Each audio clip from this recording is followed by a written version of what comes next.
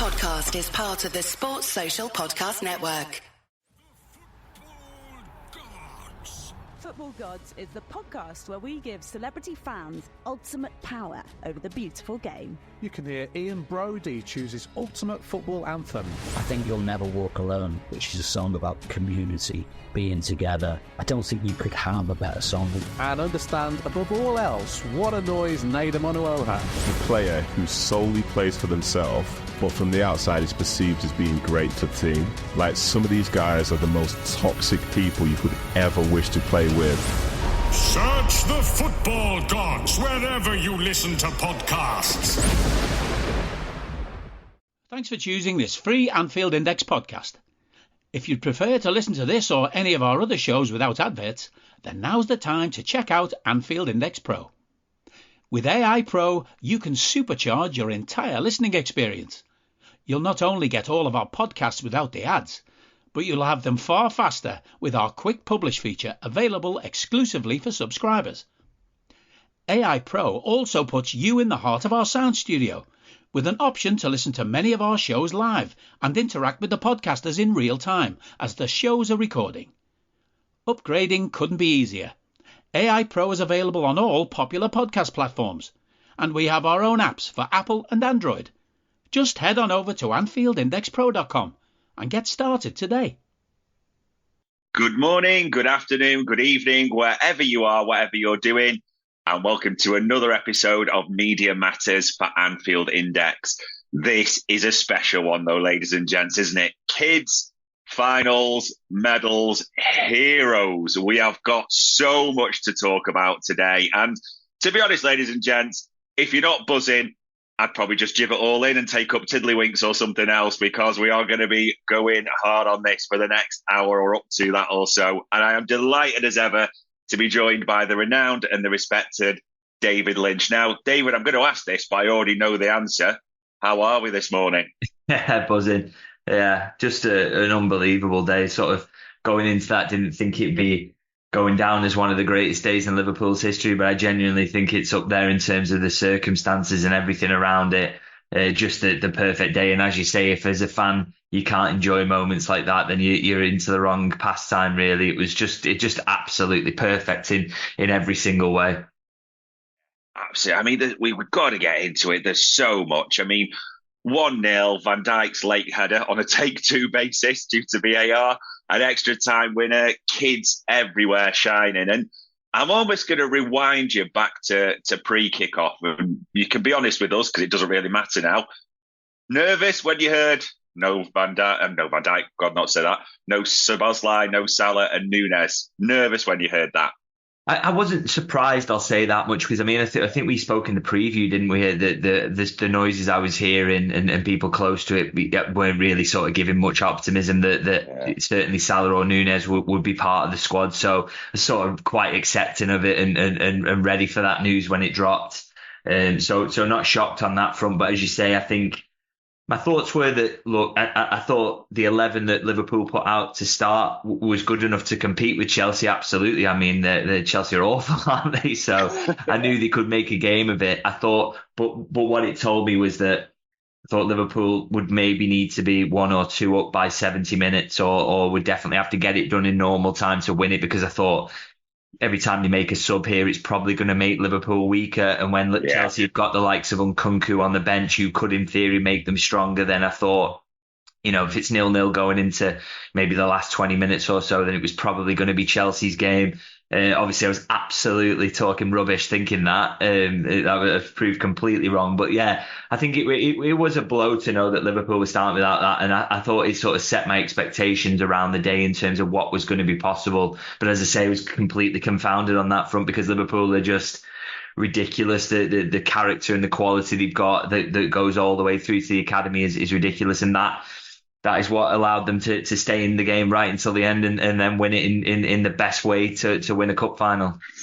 Yeah, I mean, the kids literally fought with everything they had right until the end. And I know we were tweeting before and I was saying, like, who are your 5 penalty takers? And you were like, Dave, why are you asking me about that type of thing? But, I mean, we were moments from it. I told you you wouldn't need it.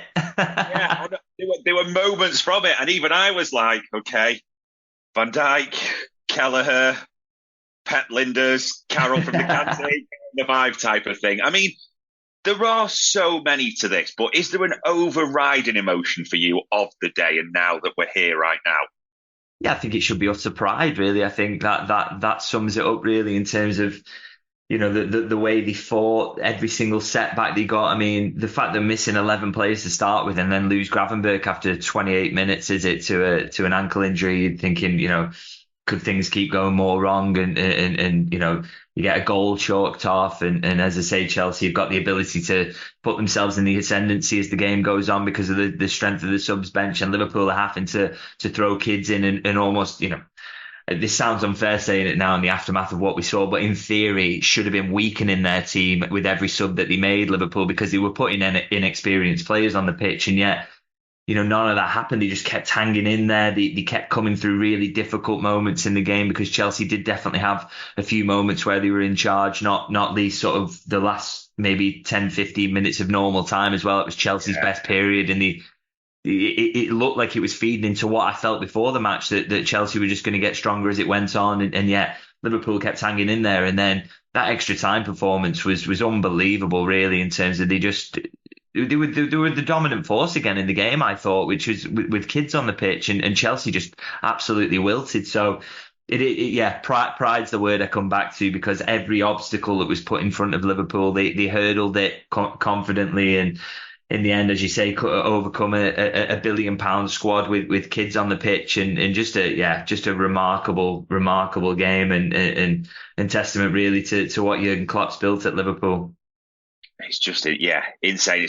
As it got to extra time, I mean, I was in the stadium, I was thinking, with a few of us chatting, we're saying, I'll take pens right now because it's going to be hard to hold on. But all of a sudden, you looked at the clock and it was about 14 minutes of the first half of extra time. You think, we've battered these for the first half of extra time. Like, it really was. Like, it was back and forth at times. Both sides had periods, let's say that. Can you think of a better 0-0? No one's springing to mind for me. Yeah, I think Liverpool had one in the cup final a couple of years ago against Chelsea. It was a pretty good game as well, actually, to be fair. So, maybe up there with that, but it was full of chances, wasn't it? It was a really quality game. But I still think overall, Chelsea, you look at their XG and it's slightly higher than Liverpool's. And I think that's on the basis that when they did get opportunities, they tended to be massive ones that they really should have taken. And unfortunately for them, came up against Quibi and Kelleher. But I still thought Liverpool, overall, when you look at the 120 minutes as a whole, would have probably had the best of 75% of that in terms of bossing the match, holding possession, making chances themselves. It was just that when Chelsea got theirs, they were absolute huge chances. I just thought, I thought the performance as a whole was kind of dominant for most of the game, which again, when you throw in all the factors that Liverpool were up against, it just makes you think as well that if Liverpool had all those first teamers they were missing, I reckon, being generous, maybe 6 players at least who would have definitely 100% started that game had they been fit. They would have walked that final in the end, because what they got in the end was a game in which, largely even in terms of chances, but a game that they mostly were in charge of. And then obviously won against the Chelsea side who should have been so much better, or they would have hoped to have, when the lineups came out, you can't imagine, if you're a Chelsea fan, you're thinking, are we going to ever get a better opportunity than this? And they've still managed to lose it. So just a fantastic performance in Liverpool. And you can absolutely gloss over some of the, the dodgy elements of it, some of the chances they did give up, because they were coming up against so much, and it was such so many obstacles, as I say, and yet they've come through with a fantastic performance and won the game, and just remarkable day, really. Yeah, absolutely. And even Gakpo's header, I mean, we all wanted Chris Kavanagh to double check his watch on that Harvey Elliott header right at the end as well, didn't we? We thought that was over the line, but real end-to-end stuff. And I almost hate asking this in a way, but I've got to. Man of the match for you? And I know there's about 1 million contenders in this. There really is. Yeah, I mean, there weren't many poor performances at all. It was an unbelievable team effort. But if I probably had to pick someone out, it would be Kelleher, I think, because that's as close as a goalkeeper can get to scoring a hat-trick in a cup final. The saves he pulled out, just unbelievable, really. It was stuff that was as good as a goal, really, in massive moments. And, if Chelsea had got the noses in front, I really think that would have settled them, and then they would have been a bigger force in the game. But because they kept missing those chances, they were being kept out by Kelleher.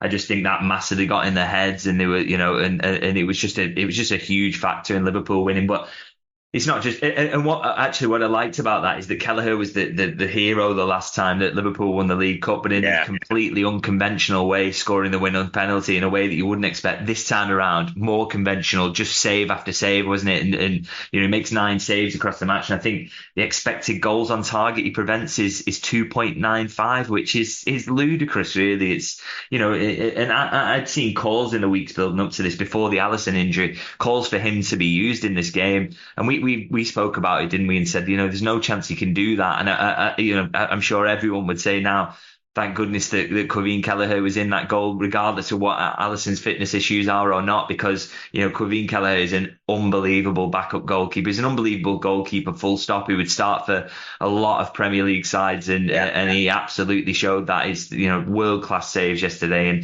and that's why he's my man of the match. But there's a lot of honourable mentions that we maybe we'll get into now, but there's so many good performances there. Yeah, if you close your eyes, you'd see Alisson when Kelleher was making those saves, and literally, it almost feels like now he's got a run, a bit of rhythm.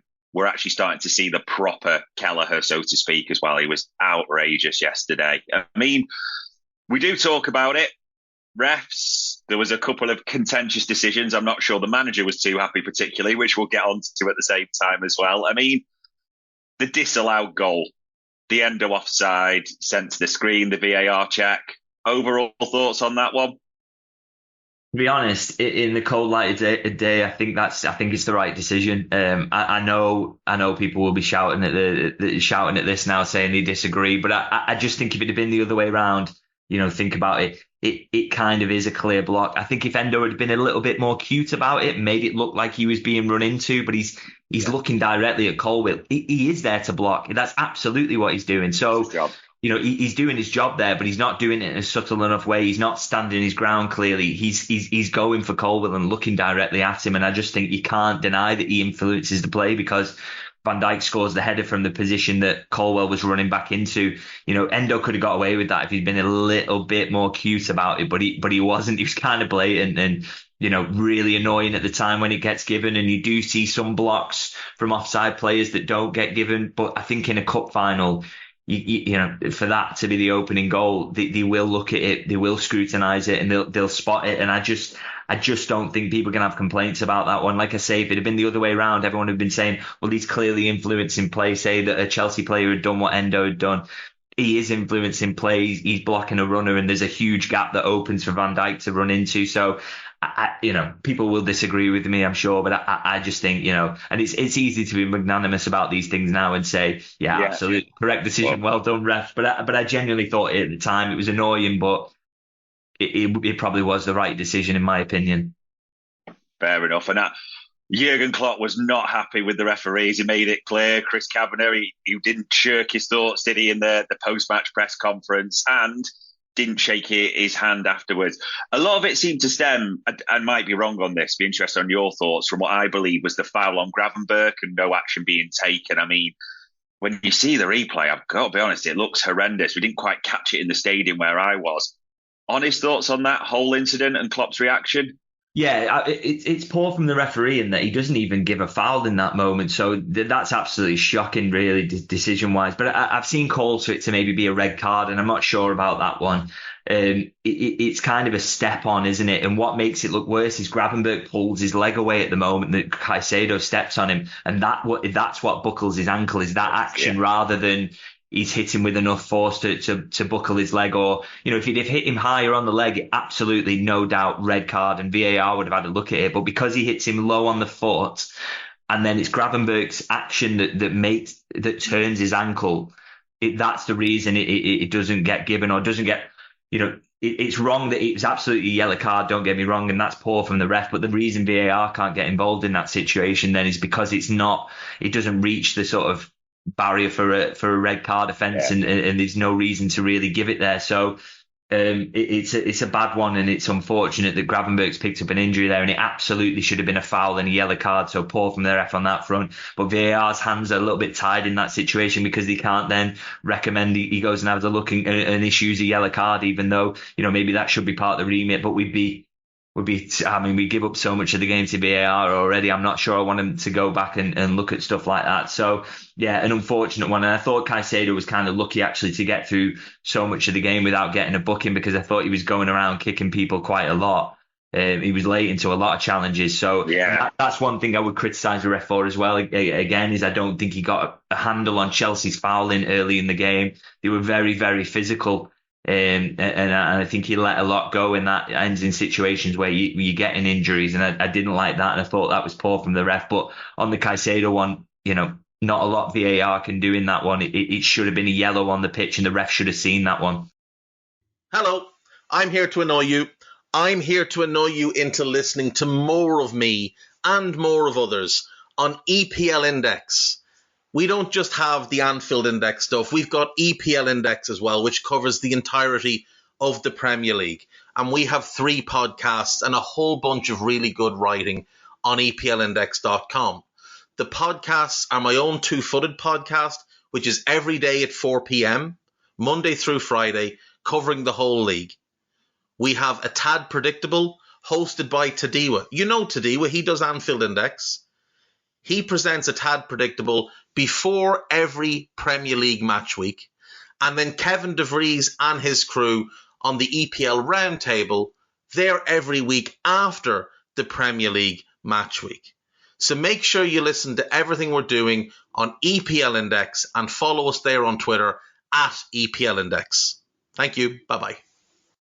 Yeah, indeed. And fortunately, it didn't spoil anything but a brilliant day. And I mean, how am I even going to put this to you? Jayden Dance, Connor Bradley, Bobby Clark, James McConnell, discuss. I mean, that's the best way of saying it. Yeah, phenomenal, really. I mean, I said, didn't I, about thinking that when the kids came on that they would weaken Liverpool, and I do think there was a couple of moments when early on when they were all on the pitch that Liverpool sort of lost it a little bit when they came on late in the game. But that extra time, the way all of the kids who come on had performed was ridiculous. I mean, I start with Connor Bradley just in the sense that obviously he starts the game at right back, moves to right wing, and yeah, he doesn't play it like a right winger, but he's trying his absolute best to. He's still making those penetrating runs in behind. He knows the job is to try and stretch Chelsea and force their back line back so that you can get balls in the number 10 spaces. He's doing that, showing sheer quality every time he gets the ball, winning his challenges like he always does when he's in right back. And he played like a senior pro, really, because he was being forced into being out of position very early in the game and was just flawless, really. Great effort from him. It shows his versatility and his intelligence as a footballer, as well as everything else he's got. And then, yeah, the kids who come on, just incredible, really. I mean, Jayden Dance could have scored the winner. He had a couple of chances that come to him. The header one's a great effort. And then the ones where he nearly nicks in for a couple where he, the one he follows up from Harvey Elliott, and then obviously there's one where it's fired across the goal and he's there, so he can clearly smell out goal scoring opportunities. And I thought he did really well in that and holding the ball, and also absolutely worked his socks off. He didn't give those Chelsea defenders a moment's peace, and that was brilliant. I thought Bobby Clark similar in terms of his work rate when he came on. Maybe slightly sloppier on the ball than he is sometimes, but in terms of work rate and getting in there and battling and making it hard for Chelsea, that was absolutely his job when he was thrown in, was to, okay, we're having to bring off players of unbelievable quality here in our starting lineup. Can you come on and at least give me energy? And he absolutely did that. And some great moments on the ball in amongst that as well. And then for me, James McConnell is maybe the reason Liverpool win the game. And maybe I'm going a bit too far on that front, but I thought his performance was genuinely brilliant in that, you're bringing off Alexis McAllister, who I thought was fantastic across the game, won all his duels. He was, used the ball really sensibly, and he was a big part of why Liverpool had got control. But as his legs started to go towards the end of the game, because it's a massive pitch and he put so much into the game, as his legs started to go in those last 10 minutes of normal time, that was when Chelsea had their best period. And I think there was no coincidence there. So the manager had no choice, really, had to make a change in there, or Chelsea were probably going to dominate extra time. But it's a big ask of McConnell to say, okay, come in and replace a World Cup winner who's been absolutely class this season for Liverpool. Go in and basically do the same job.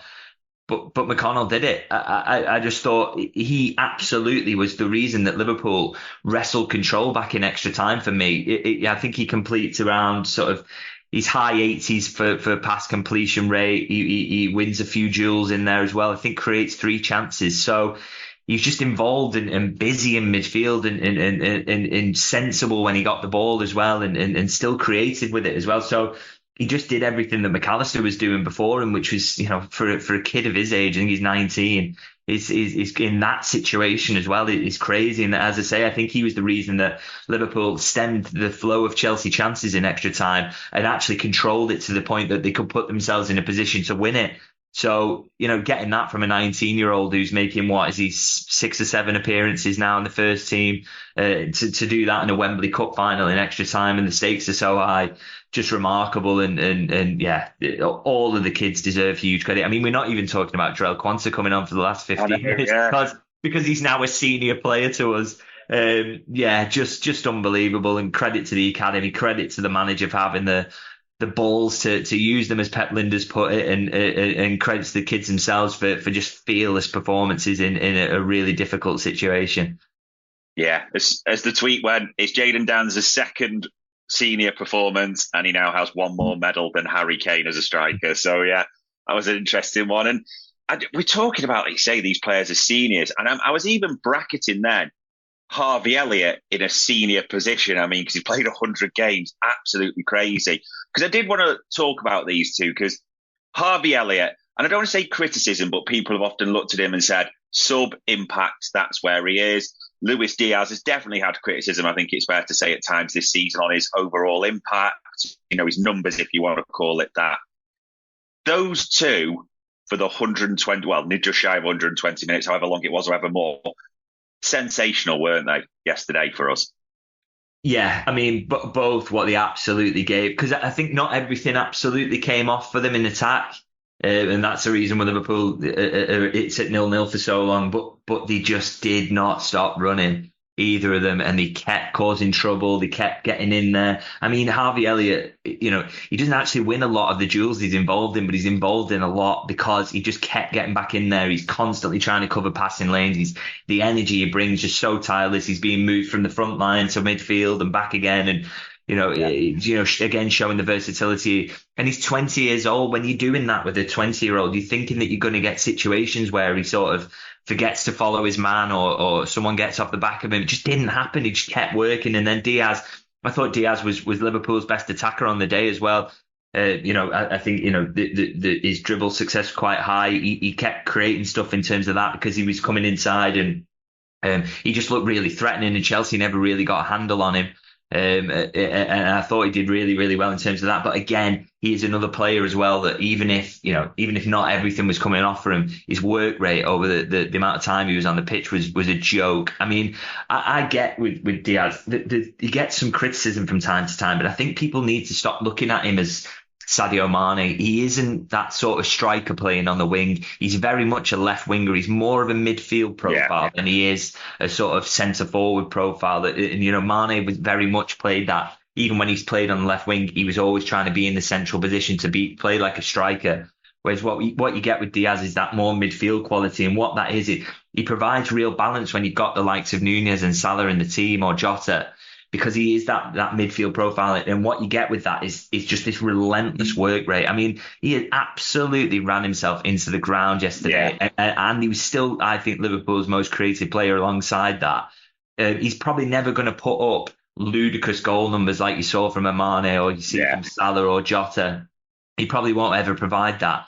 But he's still got his unbelievable value to Liverpool, and he showed that yesterday with his work rate, his creativity. Like I say, I thought he was Liverpool's best forward, but he was also one of the best defenders on the pitch as well. And he, all that talk about he finished after these knee injuries. People who said that do not know anything about football. He's as good as he's ever been for Liverpool at this moment in time, and I'm loving watching him play. He just absolutely, he's almost like a fan on the pitch in the same way Elliot is. He will bleed for the shirt, and you absolutely saw that at Wembley yesterday, I thought.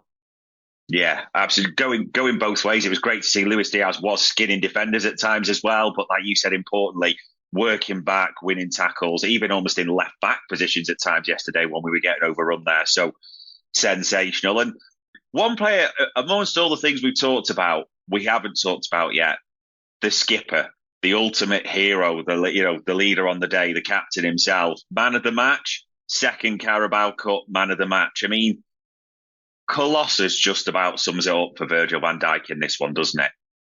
Yeah, he's the best centre-back in the world, possibly the best centre-back there's ever been, I would argue, because of the demands on centre-backs in the modern game. I think it's genuinely fair to say that. Maybe people would disagree, but and he's absolutely back to his best. I mean, you might have seen that clip from the dressing room where he says, people said I was finished. I mean, and people did say it. But if you put a functioning midfield in front of him and just allow him to do what the best centre back in the world can do, he can do it. And it's what I've loved recently is defending out of his skin. He kept Chelsea at bay completely yesterday. I thought him and Canate were both excellent actually, and did all the things you come to expect from him. But in these last two games, he's sort of gone up a level in terms of I am that guy. So, how crucial was that goal against Luton? I think if it doesn't come at the time it does, that Liverpool maybe struggle to win the game. Your confidence starts to get sapped the longer it stays at 1-0 to Luton.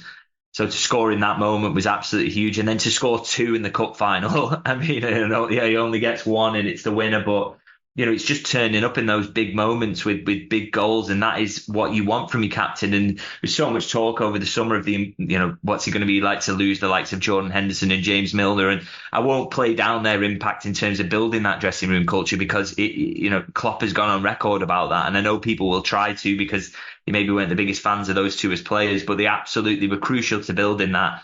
But that transition to Virgil van Dijk just carrying it on has been completely seamless, and he is an absolute leader, a brilliant captain, and he seemed kind of emotional actually after the win yesterday. I think so. The size and the importance of it, the fact that he was the captain, he scored the winning goal, he's dragging Liverpool to trophies himself now, seems to mean a lot to him, and he's an absolute Liverpool legend, isn't he? That's already guaranteed, but he'd added a little bit more to the story, and hopefully more to come from him between now and the end of the season as well.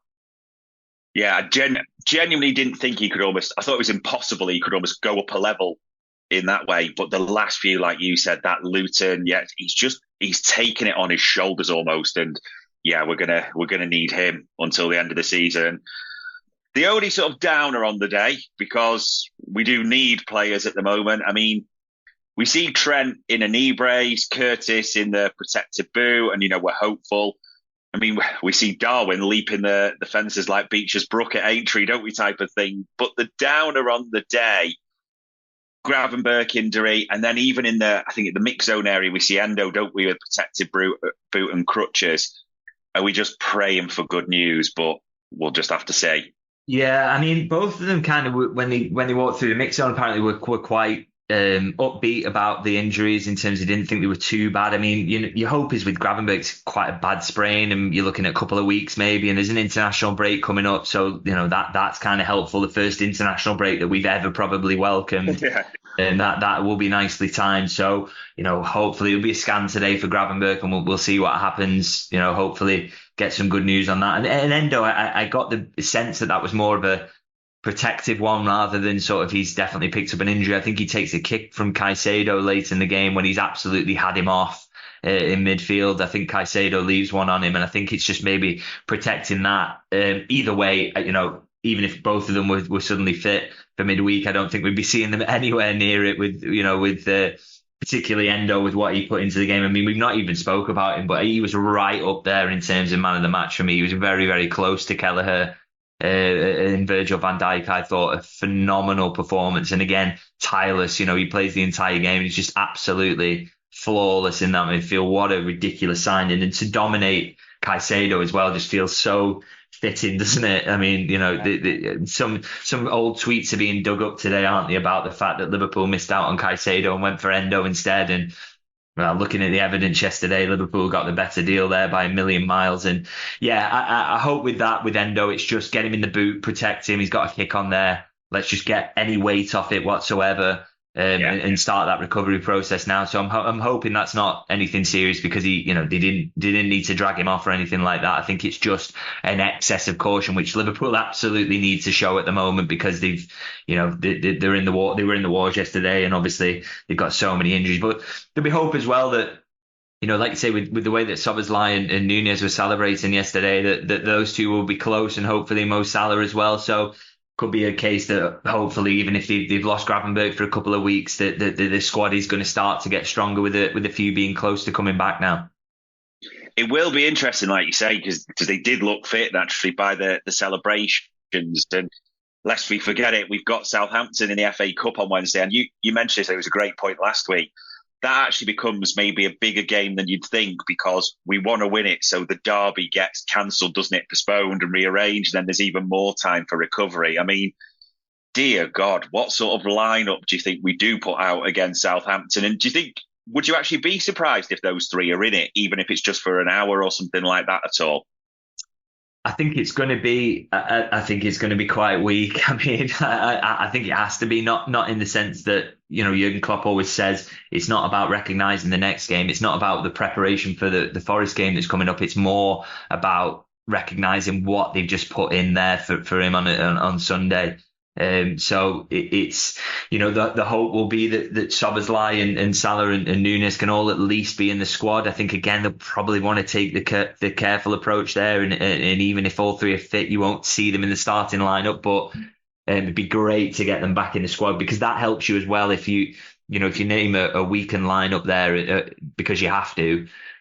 If you can keep it 0-0 for 60 and then bring those three off the bench, then you've got a great chance of winning it, particularly with you being at Anfield as well. So, that'd be the ideal setup. But I think there's going to be a lot of changes. I mean, it's helpful when you think of some of the subs. So, Conor Bradley coming off when he does should be available.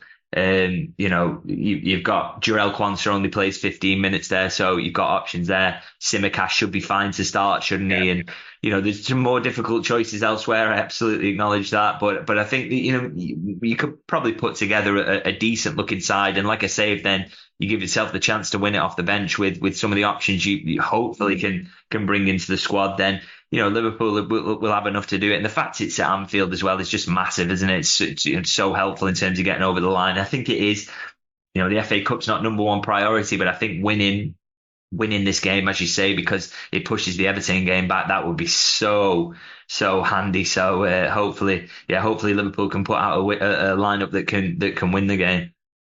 Yeah, and even if James McConnell, Bobby Clark, Jayden Downs, you would not be surprised. But how could you do anything but doubt?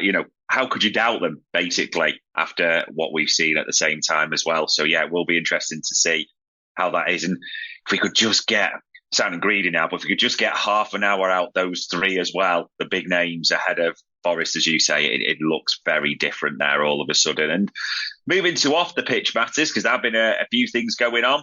Sparta Prague, last 16 and the Europa League. Decent draw for you out of all the teams that were there? It's a decent draw for the fans. Absolute stag do destination, isn't it? Yeah. So fantastic draw. And I think you look at some of the opposition they could have got. I think the Portuguese teams are strong, aren't they? And that would have been difficult. And Bayer Leverkusen would have wanted to avoid them because they're flying at the minute, aren't they?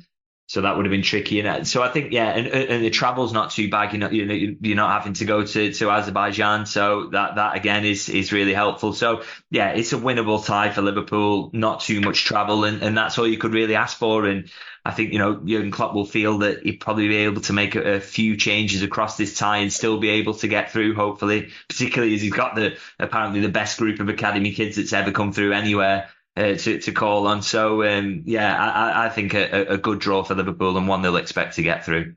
I don't need a VPN. I've got nothing to hide.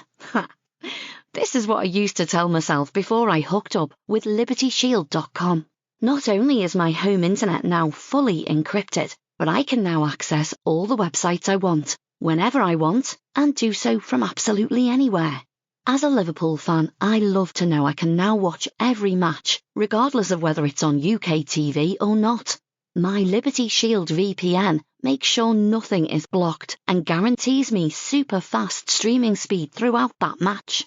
You can get connected right now with their software package, which includes a 48-hour no-obligation free trial and instant access to their apps for Apple, Android, Fire TV, PC, Mac and Android TV.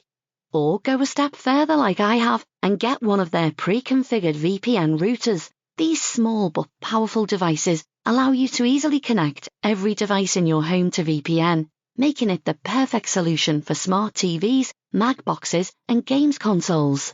Visit libertyshield.com today and use coupon code AIVPN25 to get 25% off at checkout. Yeah, they came second in their group to Rangers, which is not trying to diminish Rangers in any way, but you'd hope based on, what we did to Rangers last season as well, and we know what state we were in at times last season, that would be a hopefulness there. Yeah, we'll have to see. And sticking on off the field matters, I know I was chatting to you about this, the screenshots that David Ornstein, well-known journalist ever, did the Q&A, and quite a few questions came up about Liverpool's. Naturally, they will. Sporting director, the head coach role, everything that's going on there. One thing that really stood out, and he was really definitive on this in one of his answers, that his information, it's important to say that, is that he believes FSG hope to have a sporting director in place by the end of March. Does that seem a little bit late to you almost? No, I think, to be honest, I think we've talked about this time frame before on the podcast in terms of that. I think that was a similar timing to me in terms of I felt that, March was the time that really you start to do your transfer business. Obviously, they've got this managerial appointment to make, and that's about the time you'd want someone in. I think the idea that they want by the end of March is, that'd be at the latest. So we may hear news before that of it getting done. But I thought, I think that makes sense in terms of timescale. I think that would be the absolute latest you would want one, because, like I said, in terms of identifying players for the summer window, that starts to happen then, in terms of you start to contact agents and talk to them and maybe lay the groundwork for if the manager who comes in wants them, then you've done the background work that needs to be done. So I'm kind of happy with that time frame. I mean, it's only a month away now, isn't it, anyway? So something's got to give soon, and I think any later than that I would absolutely be worried. But I think that sort of lines up with what I expected as well and what we've spoke about. So yeah, I think that's fair, and I have no reason to disagree with David on that. I mean, I never would, because he's an unbelievable journalist, and that time frame feels about right to me, and in terms of what I've heard as well, sort of lines up with that.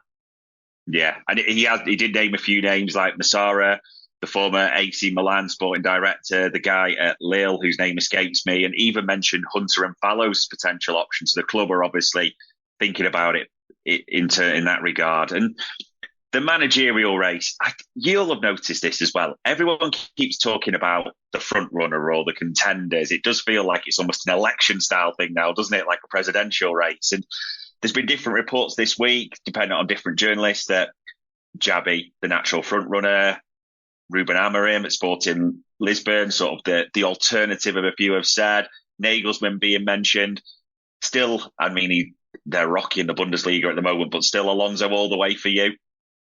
Yeah, absolutely. I mean, it's everything that he provides in terms of, I mean, by Leverkusen, he's absolutely turned them into one of the best teams in Europe, which, given the budget he's got, Leverkusen could be a top four side absolutely comfortably in there and maybe overachieve slightly, but to do so in the way they are, they're running away with the Bundesliga title, they're going well in Europe as well, doing well in the Cup. They're just, the job he's done is just ludicrous, really. And I think, because of not just that, and the fact he's built one of the best teams in Europe, but also the cultural fit that's there, and the fact that he would get so much time from the fans to do the job, and that so much buy-in would be there just automatically. I just think it has to be him. But if it can't, I think I've mentioned Amorim before as someone whose name would be in the mix. Again, young manager who plays a good style of football has overachieved with Sporting relative to his sort of budget that he's got there, and led them to the first title. I think it was in 19 years. So absolutely wouldn't be surprised if he's in the mix if they can't get Alonso. But I think Alonso will be out there. And I think with Nagelsmann, for me, there's a character issue there. I think in terms of I just don't know if he's got the fit to be a Liverpool manager in terms of, you know, I don't know him personally, so I'm maybe being unfair, but the way he comes across, there's a little bit of an arrogance there, and a sort of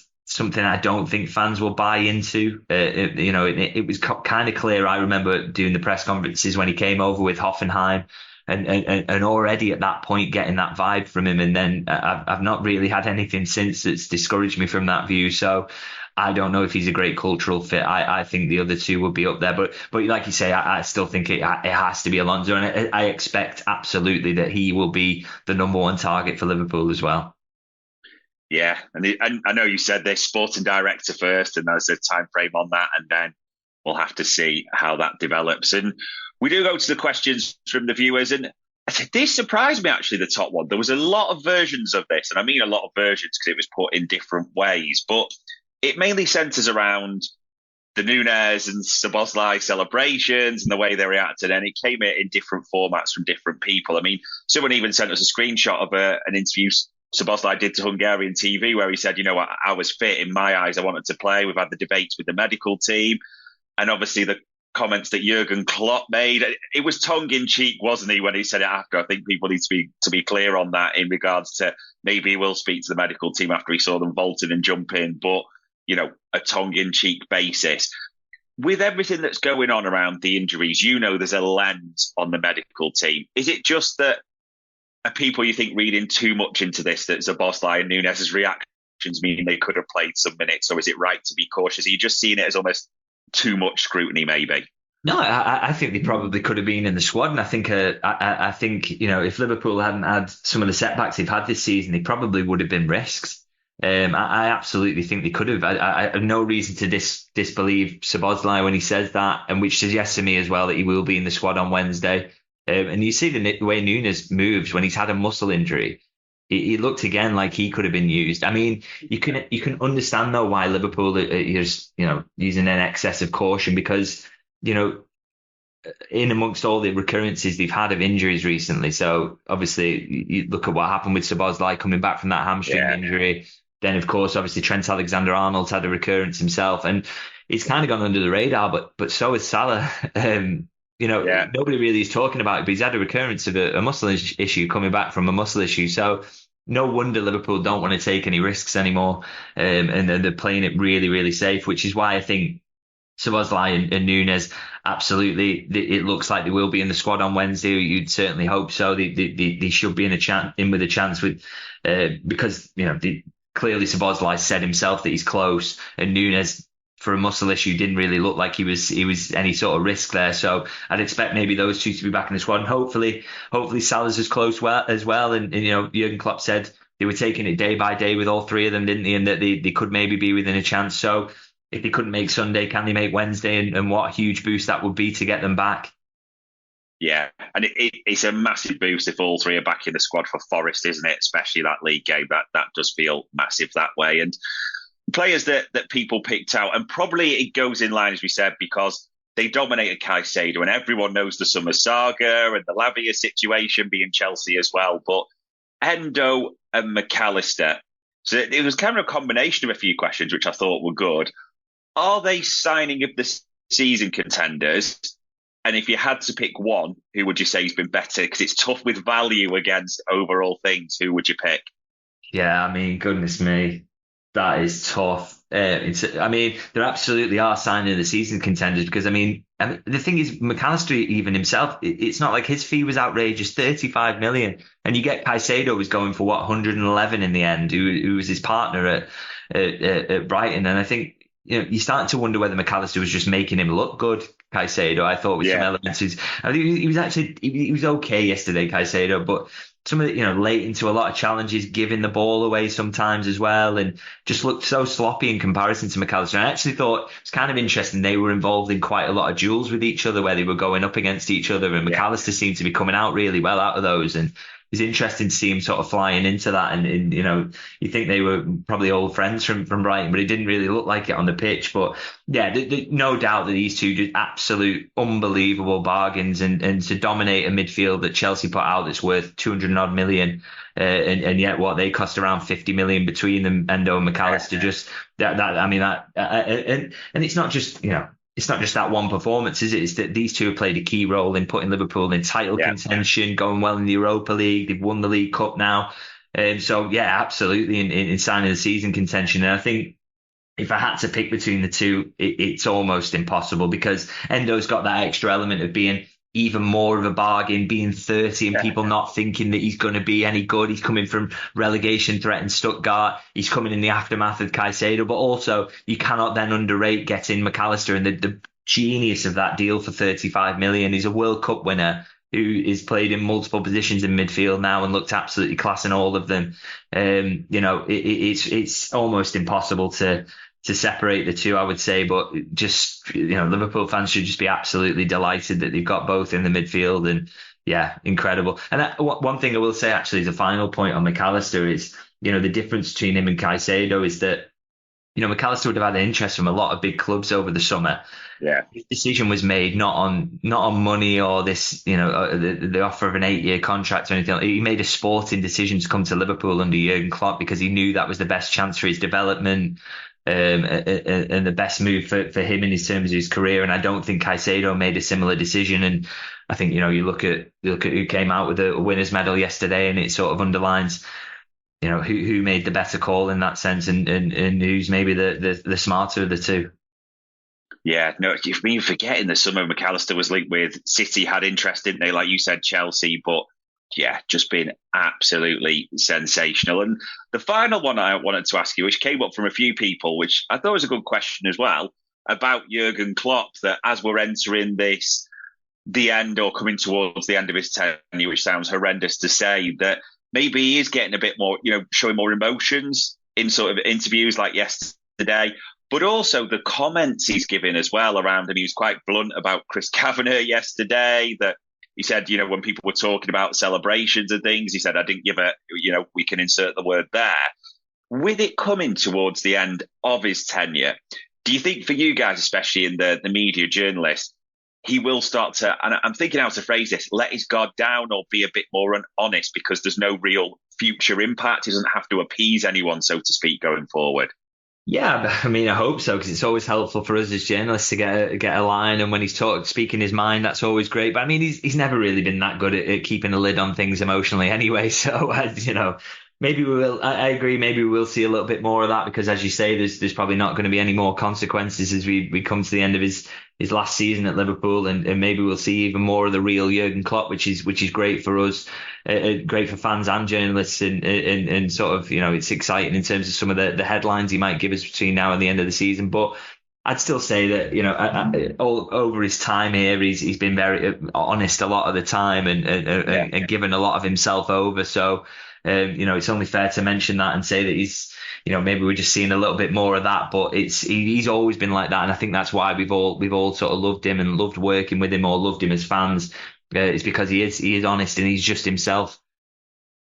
Yeah, no doubts about it. And there's just a part of me yesterday when just thinking, like, when he was that emotional, someone just put a blank piece of paper and just tell him to write a number on there and just sign, and we'll deal with all the sort of details later on, as it were. But yeah, it was special. And listen, I've really enjoyed this one because there was so much to talk about yesterday. And what seems crazy is, even with the emotions and the highs yesterday, we'll be talking next week about another set of massive games, won't we? So it just rolls on and on this season. It does take me back to when I asked you, would you have traded or rolled the dice on the second place or the cups, just to take a few? But yeah, I think it's right to let it all ride and see what happens now until the end of the season. So all it leaves me to say is, as ever, David, thank you for your time and your insight. It is much appreciated.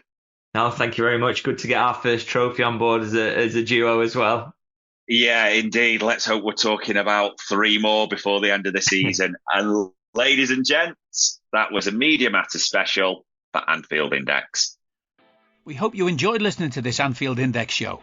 Please be sure to subscribe to our channel so future podcasts find their way to your device automatically. There's nothing quite like fan engagement, and we'd love to know what you think of anything discussed on this show. The best way to get in touch is over on our free Discord community, where both podcasters and listeners debate the hottest LFC topics 24/7. Sign up free now at AnfieldIndex.com/Discord. You won't regret it. You can also follow us on Twitter at Anfield Index and find us on Facebook by searching for Anfield Index. Oh, and before you go, we'd love it if you could leave us a 5-star review on your favourite podcast app. It only takes a couple of seconds, and it means the world to the people who create these free shows. Sports Social Podcast Network.